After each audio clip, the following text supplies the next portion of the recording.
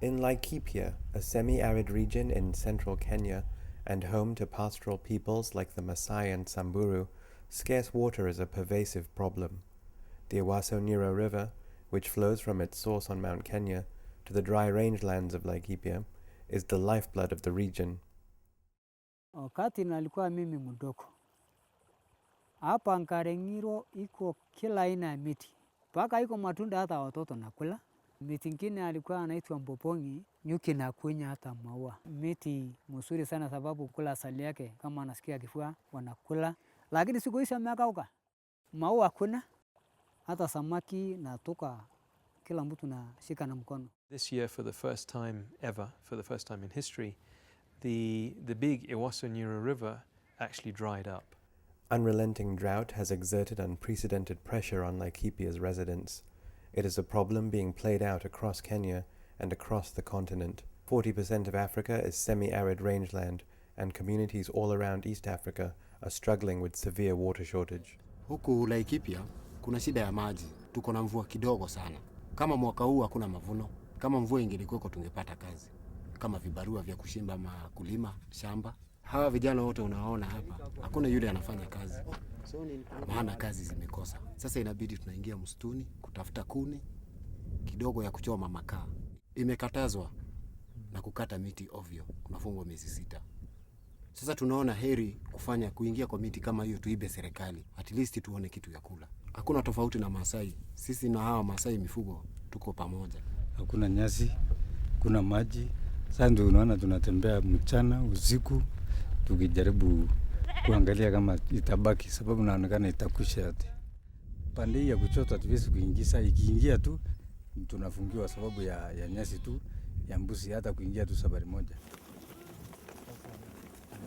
Mara kwa mara tunakuaga na mvua mwezi 2 inapotea, tunahama. Ng'ombe kiama watoto wanafuata, wakati mwingine anapoteza kama mwezi 6 bila kusoma. Hii ni kama mabadiliko imetokea, sababu sasa hakuna ile wakati tunajua tuko na mvua.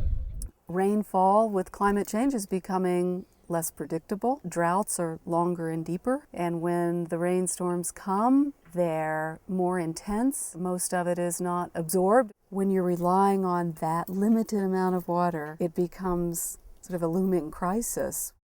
The struggle for water in Africa is compounded by climate change, a growing population, and a surge in the number of cattle. This leaves the land unable to replenish itself and vulnerable to desertification. It comes back down to a growing population. There are areas that simply cannot support the number of people that are here on them now. And everybody wants their cattle. It's part of their culture, it's their bank account. So when that river dries up, that's it for their livestock. Competition for water and desertification is also a major threat to Africa's rich wildlife, which generates millions of dollars for countries like Kenya.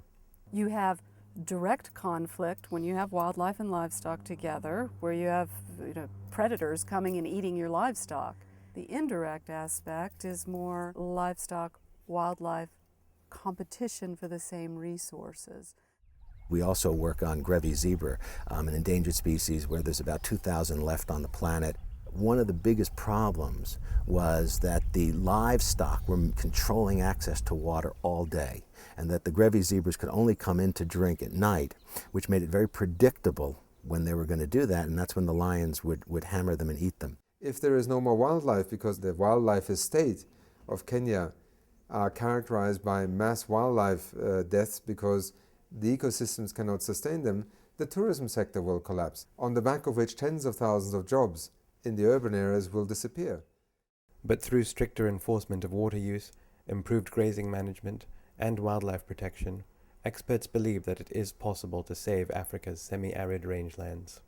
If we run our livestock in an intelligent way, we don't have to degrade the land. And if you can do that, you can restore the health of the land.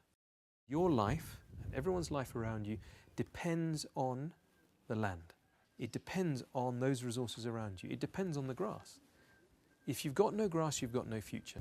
If you've got no trees, you've got no future. If you've got no water in the rivers, you've got no future. So your dream, forget it. Just forget it. So conservation is a big thing, a very big thing. It's a whole fundamental ethos for the future of life. Thinking about proper stewardship of the landscape managing our wildlife, managing our livestock, it can work.